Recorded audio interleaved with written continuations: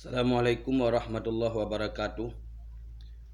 Wahai saudaraku, para mujahid, para pejuang, para pecinta Islam,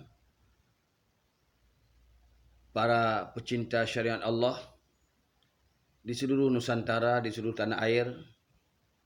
Saya selaku Ketua FPI Aceh mengajak seluruh saudaraku dari berbagai macam ormas Islam untuk sama-sama kita meramaikan, menyemarakkan reuni 212 yang insya Allah akan digelar pada tanggal 2 bulan Desember atau bulan 12 atau 212. Ayo kita ramaikan, ayo kita buktikan bahwa kita masih bersatu. Persatuan selama ini bukan karena bayaran. Ayo kita buktikan persatuan selama ini karena Allah. Bukan pesanan.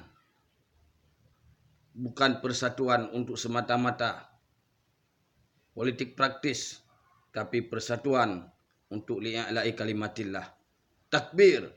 Allahu Akbar. Assalamualaikum warahmatullahi wabarakatuh.